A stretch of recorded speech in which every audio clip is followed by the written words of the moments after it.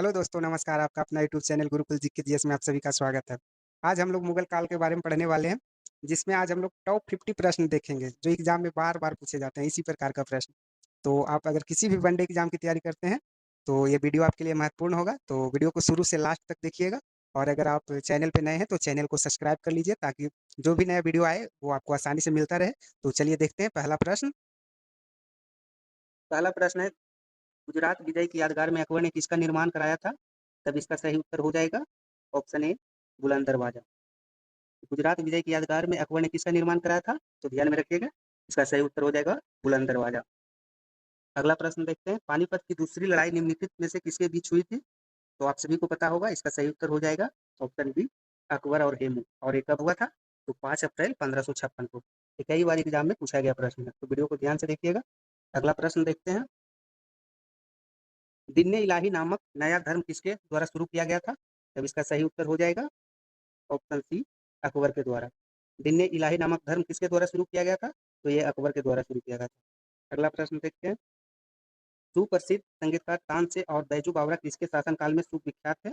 यानी आपसे पूछ रहा है कि तानसेन और बैजू बावरा किनके शासनकाल में थे? तब इसका सही उत्तर हो जाएगा ऑप्शन डी, अकबर के शासनकाल में थे। अगला प्रश्न है, रामचरितमानस के लेखक तुलसीदास किसके शासनकाल से संबंधित थे? तब इसका सही उत्तर हो जाएगा ऑप्शन ए, अकबर के शासनकाल में। तो ध्यान में रखिएगा, तुलसीदास भी इसके शासनकाल से संबंधित थे, तो ये भी अकबर के शासनकाल से संबंधित। अगला प्रश्न है, बाबर मूल रूप से कहाँ का शासक था?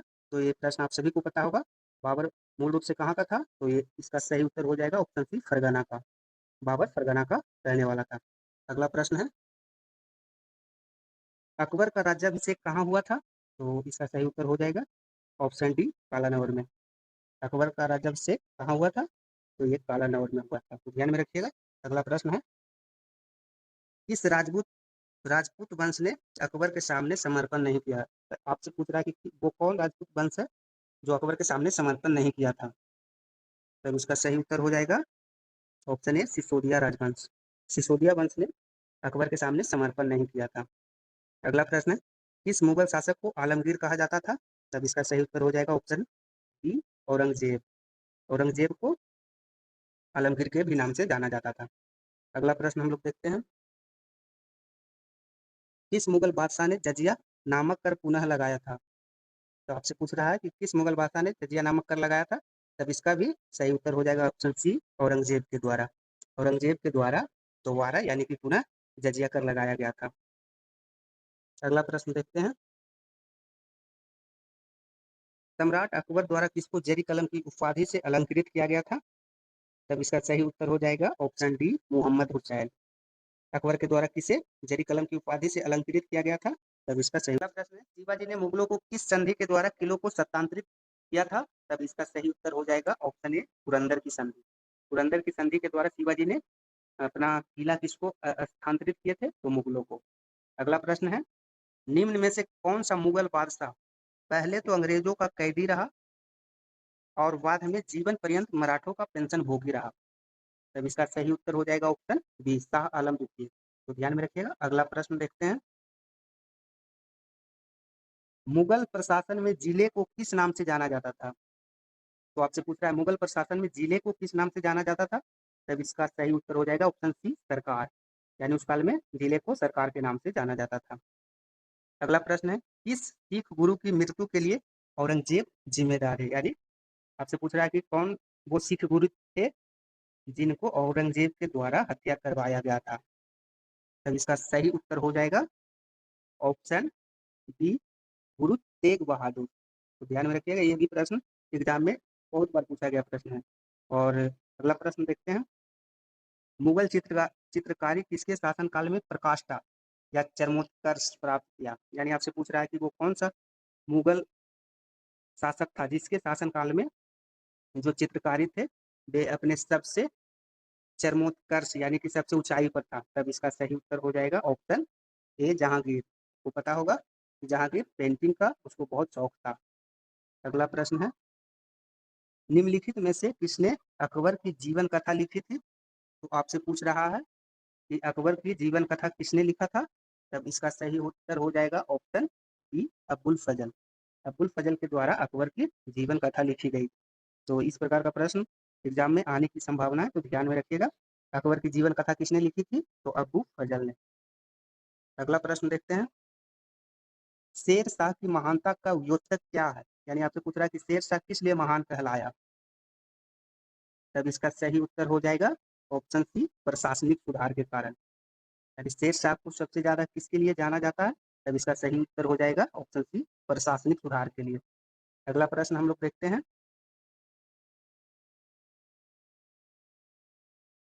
अगला प्रश्न है, हुमायूं नामा किसने लिखा था? तब इसका सही उत्तर हो जाएगा ऑप्शन डी, गुलबदन बेगम ने। तो हुमायूं नामा किसने लिखा था? गुलबदन बेगम ने। अगला प्रश्न है, निम्नलिखित में से किस स्थान पर नादिर शाह ने चढ़ाई नहीं की थी? यानी आपसे पूछ रहा है कि नादिर शाह कहाँ पे नहीं पहुंच सका था? तब इसका सही उत्तर हो जाएगा ऑप्शन ए, कन्नौज। कन्नौज के पास नादिर शाह नहीं पहुंच पाया था।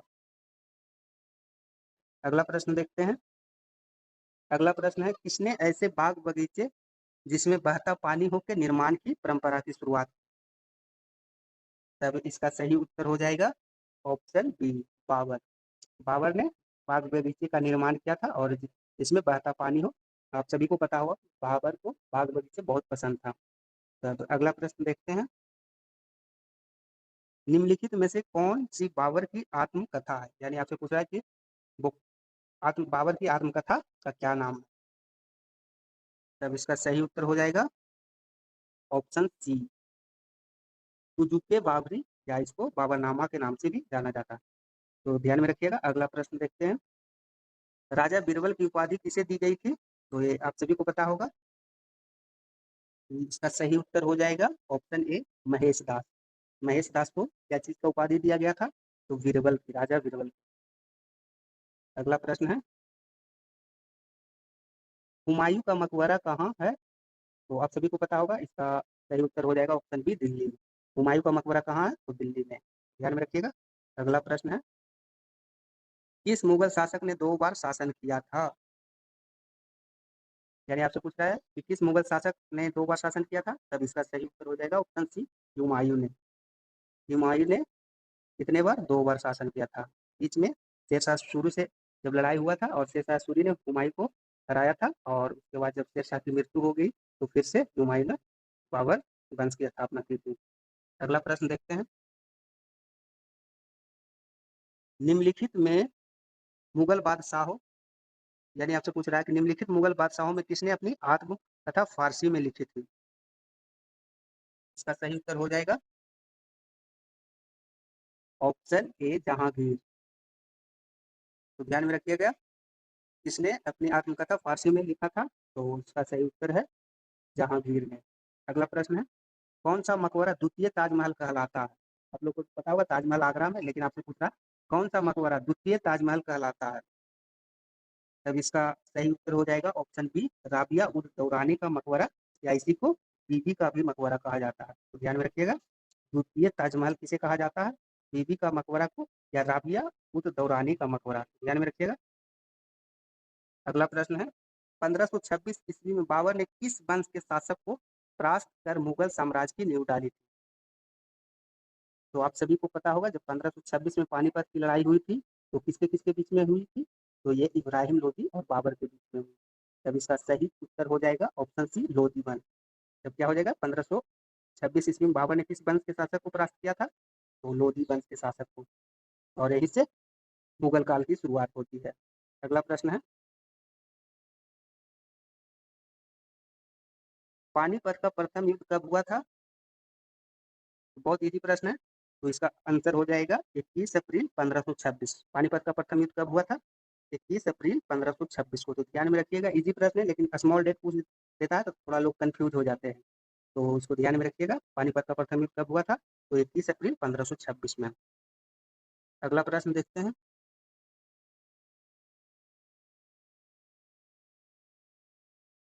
बाबर ने प्रसिद्ध तुलगुमा नीति का प्रयोग सर्वप्रथम किस युद्ध में किया था? तब इसका सही उत्तर हो जाएगा ऑप्शन ए, पानीपत के प्रथम युद्ध में। बाबर ने तुलगुमा नीति का प्रयोग सर्वप्रथम किस युद्ध में किया था? तब इसका सही उत्तर हो जाएगा ऑप्शन ए, पानीपत के युद्ध में। अगला प्रश्न देखते हैं, अकबर के शासन में महाभारत का फारसी में अनुवाद किया गया था, वह किस नाम से जाना जाता है? तो आपसे पूछ रहा है, अकबर के शासन काल में महाभारत का फारसी भाषा में अनुवाद किया गया था, वह किस नाम से जाना जाता है, यानी फारसी में उसको क्या कहा जाता था? तब इसका सही उत्तर हो जाएगा ऑप्शन बी, रजनामा। रज्मनामा के नाम से जाना जाता था। अगला प्रश्न देखते हैं, किस मुगल सम्राट ने सैयद भाइयों को गिराया या मरवाया होगा? यानी आपसे पूछ रहा है कि किस मुगल सम्राट ने सैयद भाइयों को मरवाया था? तब इसका सही उत्तर हो जाएगा मोहम्मद शाह। तो याद रखिएगा, किस मुगल सम्राट ने सैयद भाइयों को मरवाया था? तो इसका सही उत्तर हो जाएगा मोहम्मद शाह। अगला प्रश्न है, निम्नलिखित में कौन अंतिम मुगल सम्राट थे? तब इसका ऑप्शन देखते हैं। इसका सही उत्तर हो जाएगा ऑप्शन डी, बहादुर शाह द्वितीय, या इन्हीं को बहादुर शाह जफर के नाम से जाना जाता है। तो अंतिम मुगल बादशाह कौन थे? तो बहादुर शाह द्वितीय या बहादुर शाह जफर। अगला प्रश्न है, अकबर के शासन काल में भू राजस्व सुधारों के लिए कौन उत्तरदायी था? तब इसका सही उत्तर हो जाएगा ऑप्शन ए, टोडरमल। टोडरमल को भू राजस्व सुधार के लिए रखा गया था। अगला प्रश्न देखते हैं,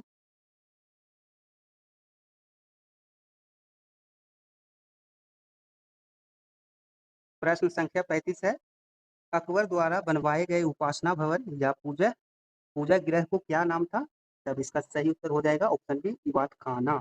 इबादत खाना, यानी आपसे पूछ रहा है कि अकबर द्वारा बनवाए गए उपासना भवन और पूजा गृह को क्या बोला जाता था? तब इसका सही उत्तर हो जाएगा ऑप्शन बी, इबादत खाना। अगला प्रश्न है,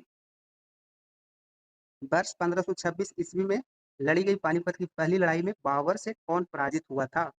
तब इसका सही उत्तर हो जाएगा ऑप्शन डी, इब्राहिम लोदी। पानीपत के प्रथम युद्ध में बाबर ने इब्राहिम लोदी को हराकर बाबर वंश की स्थापना किया था। तो याद में रखिएगा। अगला प्रश्न है, शेर शाह सूरी का मकबरा कहाँ स्थित है? ये बहुत बार एग्जाम में पूछा गया और इजी प्रश्न है, तो ध्यान में रखिएगा। शेर शाह सूरी का मकबरा कहाँ स्थित है? तब इसका सही उत्तर हो जाएगा ऑप्शन ए, सासाराम में। तो शेर शाह सूरी का मकबरा कहाँ स्थित है? तो सासाराम में। प्रश्न संख्या 38 है, शाहजहां ने निम्नलिखित में से किस शहर में मोती मस्जिद बनवाई थी? तब इसका सही उत्तर हो जाएगा ऑप्शन बी में, आगरा। यानी शाहजहां ने मोती मस्जिद कहाँ बनवाया था? तो ये आगरा में। याद रखिएगा, ताजमहल भी आगरा में है और मोती मस्जिद भी आगरा में है। अगला प्रश्न है, दिल्ली के लाल किले का निर्माण किसने करवाया था? तब इसका सही उत्तर हो जाएगा ऑप्शन डी, शाहजहां। किसने करवाया था लाल किले का निर्माण? तब शाहजहां ने। अगला प्रश्न है, किस बादशाह के अंतर्गत मुगल सेना ने सर्वाधिक हिंदू सेनापति थे? यानी आपसे पूछ रहा है कि किस बादशाह के शासनकाल में मुगलों में सर्वाधिक हिंदू सेनापति थे? तब इसका ऑप्शन हो जाएगा ऑप्शन ए, सही, औरंगजेब। औरंगजेब के काल में सबसे अधिक हिंदू सेनापति थे। अगला प्रश्न देखते हैं, अनवार ए सुहैली ग्रंथ किसका अनुवाद है? तब इसका सही उत्तर हो जाएगा ऑप्शन बी, पंचतंत्र। अनवार ए सुहैली ग्रंथ किसका अनुवाद है? तब इसका सही उत्तर है पंचतंत्र। अगला प्रश्न है, निम्न में से किसने मुगल काल में ऐतिहासिक विवरण लिखा था? आपसे पूछ रहा है कि निम्न में से किसके शासन काल में ऐतिहासिक विवरण लिखा? तब इसका सही उत्तर हो जाएगा गुलबदन बेगम, ऑप्शन सी। अगला प्रश्न है, मुगल प्रशासन में मनसबदारी प्रणाली को किसने प्रारंभ किया था?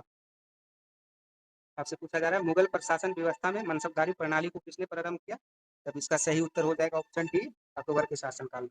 अकबर ने मनसबदारी प्रणाली को प्रारंभ किया था। ध्यान में रखिएगा, ये सब प्रश्न आपसे जो भी वनडे एग्जाम है उसे इसी प्रकार का प्रश्न आपसे पूछा जाता है।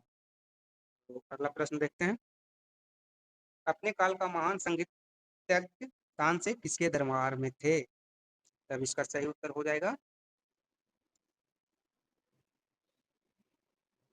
इसका सही उत्तर हो जाएगा अकबर। तानसेन किसके शासन काल में थे? तो अकबर के शासन। प्रश्न संख्या 46 है, किस युद्ध से भारत में मुगल राज की नींव पड़ी थी? तो आप सभी को पता होगा, ये इसका सही उत्तर हो जाएगा पानीपत का प्रथम युद्ध। जब बाबर ने इब्राहिम लोदी को हराया था, उसी टाइम से मुगल काल की शुरुआत होती है। अगला प्रश्न है, किसने मुगल साम्राज्य की राजधानी को आगरा से दिल्ली स्थानांतरित किया था? तब इसका सही उत्तर हो जाएगा ऑप्शन डी, शाहजहां ने। राजधानी को आगरा से दिल्ली किसने किया था? तब इसका सही उत्तर हो जाएगा शाहजहां। अगला प्रश्न देखते हैं, दिल्ली के प्रसिद्ध जामा मस्जिद का निर्माण किसने किया था? तब इसका सही उत्तर हो जाएगा ऑप्शन ए शाहजहां। दिल्ली का जामा मस्जिद किसने बनवाया था? तो ध्यान में रखिएगा, शाहजहां ने। अगला प्रश्न है, पानीपत के युद्ध में बाबर की जीत का मुख्य कारण क्या था? तब इसका सही उत्तर हो जाएगा ऑप्शन बी, उसकी सैन्य कुशलता। सैन्य कुशलता के कारण बाबर ने पानीपत का युद्ध जीता था। अगला प्रश्न है, जानी प्रणाली किसकी उपज थी? तब इसका सही उत्तर हो जाएगा शेरशाह। जानी प्रणाली किसकी उपज थी? तब शेरशाह की उपज थी। और लास्ट प्रश्न हम लोग देखते हैं, किस मुगल बादशाह को जिंदा पीर कहा जाता है?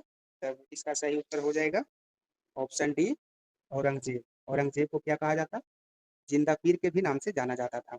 तो आज हम लोग ने 51 प्रश्न देखे, जो इम्पोर्टेंट प्रश्न थे हम लोगों ने आज सॉल्व किए। और ये सभी प्रश्न आपको वनडे एग्जाम में बार बार पूछा जाता है। तब अगर वीडियो आपको अच्छा लगा हो तो लाइक कीजिएगा और चैनल को सब्सक्राइब कर लीजिए, ताकि जो भी नया वीडियो आए वो आपको आसानी से मिल जाए। और फिर मिलते हैं कुछ नए प्रश्नों के साथ। तब तक के लिए धन्यवाद।